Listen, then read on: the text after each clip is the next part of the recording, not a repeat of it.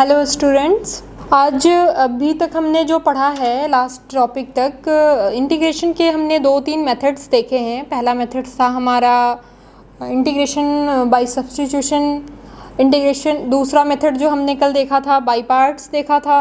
अभी जो हमारा तीसरा मेथड है इंटीग्रेशन का वो है integration by partial fraction method.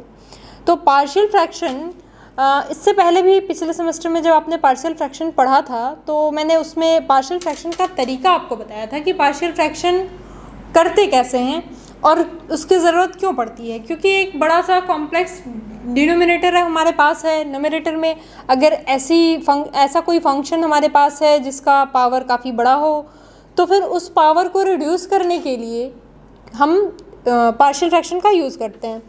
But यहाँ पे पार्शियल फ्रैक्शन की क्या ज़रूरत पड़ी, इंटीग्रेशन में पार्शियल फ्रैक्शन की ज़रूरत क्यों पड़ रही है। तो सबसे पहले मैं आपसे ये बोलूँगी कि इंटीग्रेशन में आपने जो भी पढ़ा है अलजेब्राइक फंक्शन का, जब इंटीग्रेशन आप पढ़ रहे थे तो आपको अलजेब्राइक एक्सप्रेशन का इंटीग्रेशन करने में कितना भी हाई पावर हो दिक्कत नहीं है। लेकिन अगर आपके पास फ्रैक्शन में कोई भी एक्सप्रेशन दिया हुआ है जो फ्रैक्शन में दिया हुआ है तो उसको जब आप इंटीग्रेट करने जाएंगे तो आपके पास बस इस फ्रैक्शन का इंटीग्रेशन का तरीका आपको पता है कि इसका इंटीग्रेशन जो होता है वो आपका log x प्लस सी ये होता है। तो इसमें आप थोड़ी बहुत चेंजेस करके आप थोड़ा आइडिया लगा सकते हैं कि सपोज यहाँ पे x प्लस 1 dx हो तो क्या होगा इंटीग्रेशन, यहाँ पे 1/x स्क्वायर हो तो क्या होगा इंटीग्रेशन। ये सब तो आप कॉमन सेंस से आइडिया लगा सकते हैं। बट अगर आपके पास एक्सप्रेशन कुछ ऐसा हो कि डिनोमिनेटर में आपके पास x square plus 3x plus 2 जैसे चीज़ें हो या ऊपर भी कॉम्प्लेक्स कोई भी एक्सप्रेशन दिया हुआ है अलजेब्राइक और नीचे भी कॉम्प्लेक्स एक्सप्रेशन है, फिर वैसे सिचुएशन में आपके पास ये प्रॉब्लम आएगी कि आप इसको कैसे सॉल्व करेंगे। इस तरह के प्रॉब्लम को हैंडल करने के लिए हमने पार्शियल फ्रैक्शन को लाया है, क्योंकि पार्शियल फ्रैक्शन को आप जानते हैं कि वो आपके डिनोमिनेटर को क्या करता है, पार्शियल फ्रैक्शन बिल्कुल सिंप्लीफाई करके वो सिंगल पावर में या मिनिमम पावर में रिड्यूस करता है, राइट। तो अब जैसे हम देखेंगे कि आपके पास सपोज कोई फंक्शन दिया हुआ है nx/dx, ठीक है, इसका इंटीग्रेशन आपको करना है। इसके इंटीग्रेशन के लिए अगर आप इसको डिवाइड करते हैं, सपोज nx का पावर dx से ज़्यादा है, अगर dx का पावर nx से कम हो, क्या कहा मैंने, dx का पावर अगर nx से कम हो उस सिचुएशन में आप इसको डिवाइड कर पाएंगे dx से। जब आपने डिवाइड किया तो आपके पास जो एक्सप्रेशन आया, सपोज आपके पास nx/dx है, इसको आपने लिखा q ऑफ x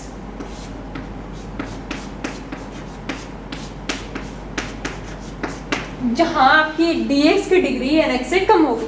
तो आपके पास ये एक सब्स्टिट्यूशन का फॉर्म हो गया कि आपने इसको इस फॉर्म में लिख दिया। अब आपके पास जो इंटीग्रेशन होगा इसमें qx का इंटीग्रेशन करना आपके लिए इजी है। आप इजीली qx को इंटीग्रेट कर सकते हैं क्योंकि आपके पास ये एक अलजेब्राइक फंक्शन आ गया। हाँ, अब रह गया आपका ये। तो इस पोर्शन के लिए हम फिर से पार्शियल फ्रैक्शन का यूज करेंगे। सपोज मैं अभी आपको एग्जांपल दूंगी, इससे मैं आपको ये क्लियर हो जाएगा।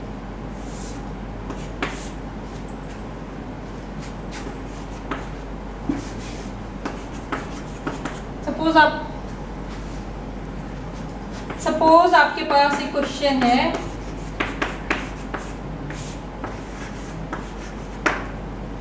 ये आपको इसको इंटीग्रेट करना है। तो एज सिंपल कि आपके पास यहाँ पे नीचे में जो डिनोमिनेटर है इसने खुद ही इसको पार्शियल फ्रैक्शन कर रखा है, मतलब इसका नीचे वाले पोर्शन को फैक्टराइज कर रखा है। तो पार्शियल फ्रैक्शन के लिए आपको एक चीज़ें आसान मिल गई कि ये आपके पास 2 फैक्टर मिल रहे हैं ऑलरेडी। पार्शियल फ्रैक्शन में आप जानते हैं कि आप इसको ब्रेक करके सम a/x-1 प्लस सम b/x+2 के फॉर्म में ब्रेक कर सकते हैं।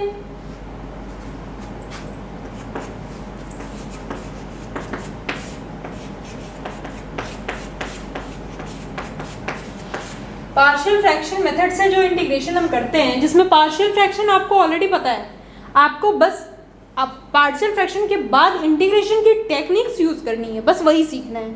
तो अगर आपने इसको ऐसे में ब्रेक कर लिया तो आपके पास अगर ये एक्सप्रेशन है, सपोज कि this dx is equal to this dx, तो अब आपके पास ये a जो भी होगा फंक्शन वो आपका x से फ्री होगा, a की वैल्यू। पार्शियल फ्रैक्शन से इतना तो पता है आपको कि पार्शियल फ्रैक्शन जब आप अप्लाई करेंगे यहाँ तो जो a होगा और जो b होगा ये दोनों आपका x से फ्री होगा। तो x से अगर ये फ्री होगा तो उसको आप a upon 1 by x minus 1 dx plus b 1 by x plus 2 you break कर सकते हैं। अब आपके पास a तो कांस्टेंट है, इस वाले फॉर्म का आपको इंटीग्रेशन पता है क्या बनेगा, ये बनेगा। तो आप a आपके पास कांस्टेंट है, उसकी वैल्यू आपको पार्शियल फ्रैक्शन से निकालने आता है। पार्शियल फ्रैक्शन को इम्प्लीमेंट करके a और b की वैल्यू आप इजीली कैलकुलेट कर सकते हैं। मैं एक दूसरे क्वेश्चन में इसकी डिटेलिंग देखूंगी, राइट। यहाँ मैं पार्शियल फ्रैक्शन में बहुत डिटेल में नहीं जाऊंगी क्योंकि पार्शियल फ्रैक्शन ऑलरेडी एक चैप्टर है जो कि आपने सेकंड सेमेस्टर में या फर्स्ट सेमेस्टर में पढ़ रखा है, ठीक है। तो पार्शियल फ्रैक्शन के लिए जो बेसिक 3 जो तरीके होते हैं, एक तो पहला कि आपके पास जो डिनोमिनेटर में जो आपके पास फैक्टर्स हैं वो बिल्कुल लीनियर हैं। एक जो दूसरा एक्सप्रेशन होता है कि वो लीनियर है बट उसका पावर दिया हुआ है। सपोज आपके पास अगर partial fraction f of x is like 1 upon x plus a something or x plus b something s, अगर यू हो ऐसे पावर में दिया हुआ है तो इसका भी पार्शियल फ्रैक्शन करना जानते हैं आप। अगर दूसरा एक्सप्रेशन आपके पास f of x is equal to x square plus 2x plus 1 like this हो, जिसमें ये नॉन रिड्यूसिबल फंक्शन हो, नॉन रिड्यूसिबल बनाने के लिए यहाँ 2 लिख दीजिए, उस सिचुएशन में भी आप इसको पार्शियल फ्रैक्शन से अलग तरीके से ब्रेक कर सकते हैं। बेसिकली आपका इंटेंशन यही है कि आपको उसको इस फॉर्म में लेके आना है जिसका इंटीग्रेशन आपके लिए नोन। 2-3 क्वेश्चन देखती हूँ। सपोज आपके पास अगर ये 2 फंक्शन दिए हुए हैं आपको, तो इस वाले फंक्शन का तो अभी मैंने बताया कि आप इसको कैसे ब्रेक कर लेंगे। ये इजीली ब्रेक हो जाएगा 2x minus 1 by x minus 1 x plus 2 x minus 3 equal to a upon x minus 1 plus b upon x plus 2 plus c upon x minus 3। ये आपको मिल गई वैल्यू। a, b और c की value कहाँ से आ जाएगी? a, b, c में इक्वेशन बना के आप इसके इक्वेट करेंगे। जो पार्शियल फ्रैक्शन मेथड का टेक्निक है इसको मैं सॉल्व नहीं करूँगी, ये आपको आना चाहिए। अगर ये आपको नहीं आता है तो पार्शियल फ्रैक्शन के लिए मैं अलग से एक क्लास कर दूंगी, पर ये अभी सॉल्व करने का कोई मतलब नहीं है। ये a और b की c की वैल्यू अगर हमने कैलकुलेट कर ली तो ये सिंपल इंटीग्रेशन बनेगा दिस दिस दिस। तीनों को जब ऐड करेंगे ये a b c तो बाहर आ जाएगा, कांस्टेंट है, तो ये बनेगा log x minus 1 plus log x plus 2 plus यहाँ b c log x minus 3। Answer a b c partial fraction के टेक्निक से आप सॉल्व करेंगे। ये आपके लिए टास्क हो गया क्योंकि अभी हम यहाँ इंटीग्रेशन पढ़ रहे हैं, राइट। जो दूसरा क्वेश्चन है ये आपके लिए इंपॉर्टेंट है क्योंकि यहाँ पे सिर्फ पार्शियल फ्रैक्शन से काम नहीं चलेगा। इसके लिए आपको पहले तो एक सिंप्लीफिकेशन की टेक्निक यूज करनी पड़ेगी या सब्स्टिट्यूशन लगाना पड़ेगा। सब देख, क्योंकि यहाँ पे आपको दिख रहा है कि यहाँ पे एक्स स्क्वायर है, यहाँ पे एक्स स्क्वायर है, और सिर्फ अगर एक्स स्क्वायर होता तो हम इसको पार्शियल फ्रैक्शन से सॉल्व करते हैं। अगर यहाँ पे 2x नहीं होता तब, चूंकि यहाँ पे 2x दिया हुआ है और आपको पता है कि एक्स स्क्वायर का डिफरेंशिएशन क्या होता है 2x। सब्स्टिट्यूशन में मैंने क्या बताया था आपको? सब्स्टिट्यूशन यूज़ करने के लिए मैंने आपको क्या बताया था कि आपको सबसे पहले ये देखना है कि कोई ऐसा फंक्शन जो दिया हुआ हो जिसका डिफरेंशिएशन भी उसी फंक्शन में मौजूद हो, तो आप आपके ये सबसे दिमाग में पहले स्ट्राइक करना चाहिए कि हम इसको सब्स्टिट्यूट कर लें। तो सपोज मैंने सब्स्टिट्यूट कर लिया x² is equal to T, then 2x dx is equal to dt। तो अब हमारा जो ये पार्शियल फ्रैक्शन हुआ वो बन गया 2x dx is equal to dt। तो दिस की जगह पे हम लिख सकते हैं dt, और यहाँ पे बन गया t+1 t+2, राइट।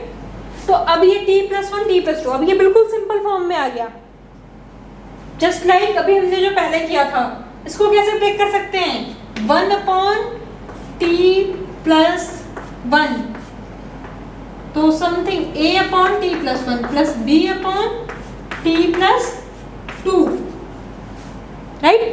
और t की जगह पे क्या है हमारा x²। तो जब हम इसको सॉल्व करेंगे तो ये इंटीग्रेशन में क्या देगा, a, जब इसको हम सॉल्व करेंगे तो ये इंटीग्रेशन में क्या देगा, a log t+1 plus b log t+2, और t की जगह हमने वैल्यू डालनी है क्या, t क्या है हमारा x² plus 1 plus b log x² + 2, right. तो ये क्वेश्चन मैंने आपको इसलिए दिया कि अगर आपके पास ये फ्रैक्शन में दिया हुआ है कोई भी वैल्यू इंटीग्रेट करने के लिए, इसका ये मतलब नहीं है कि आपने सीधा आंख बंद करके और पार्शियल फ्रैक्शन लगा देना है। इसका मतलब ये है कि आपको थोड़ा सा सिंप्लीफिकेशन टेक्निक भी यूज़ करना पड़ेगा। सपोज कई बार ऐसा होता है कि नीचे का फंक्शन जो होता है उसमें से आप जब एक फैक्टर बाहर कर लेंगे तो वो ऊपर वाले को कैंसिल करेगा। ऐसे क्वेश्चंस भी होते हैं। क्वेश्चंस ऐसे भी होते हैं कि आप उसको ब्रेक कीजिएगा तो ऊपर के कुछ पावर्स कम हो जाएंगे। I mean वो नीचे वाले पावर से जब नीचे से आप कॉमन निकालेंगे ऊपर भी कॉमन निकालेंगे तो वो कैंसिल कर देगा। ऐसे भी क्वेश्चंस होते हैं। तो इस तरह की सिचुएशन में आपको पहले एक टेक्निक समझनी पड़ेगी, ये ट्रिक सीखना पड़ेगा कि आपको मतलब सीधा आंख बंद करके इम्प्लीमेंट नहीं करना है कि ये फंक्शन दिख रहा है, फ्रैक्शन दिख रहा है तो इसमें पार्शियल फ्रैक्शन लगा देना है। नहीं, उसको थोड़ा सिंप्लीफाई कर सकते हैं तो कर लीजिए। ये क्वेश्चन कितना सिंपल सा हो गया। वैसे ही अगर आपके पास सपोज कोई क्वेश्चन हो तो ये रहा आपका पार्शियल फ्रैक्शन का कुछ प्रॉब्लम मैंने यहाँ सॉल्व करके आपको दिखाया। अब आप नेक्स्ट प्रैक्टिस कीजिए पार्शियल फ्रैक्शन से। और पार्शियल फ्रैक्शन ही नहीं, अभी आपके पास बाय पार्ट्स, सब्स्टिट्यूशन, सारे मेथड्स हो गए हैं। आप सारे मेथड्स के प्रॉब्लम सॉल्व कीजिए और जो भी आपको डाउट आता है आप मुझसे पूछ सकते हैं, आप मुझे मैसेज कर सकते हैं या व्हाट्सएप पे क्वेश्चन डाल सकते हैं। पर मैं आप लोग को एक बात सजेस्ट करूँगी कि अगर कोई क्वेश्चन पूछना है मुझसे तो पहले आपस में डिस्कस कीजिए। जो भी ग्रुप है हमारा पहले आपस में डिस्कस कीजिए। अगर आपसे सॉल्व नहीं हो पाता है सिर्फ वही क्वेश्चन मैं यहाँ बोर्ड पे लूँगी और उसके लिए हम एक दिन फिक्स कर लेंगे कि आप अपने डाउट्स कलेक्ट करते जाइए, आपस में डिस्कस कीजिए। जो नहीं सॉल्व हो पाता है उसकी एक लिस्ट बना लो, फिर किसी एक दिन की क्लास केवल डाउट क्लास रख लेंगे। Okay, thank you.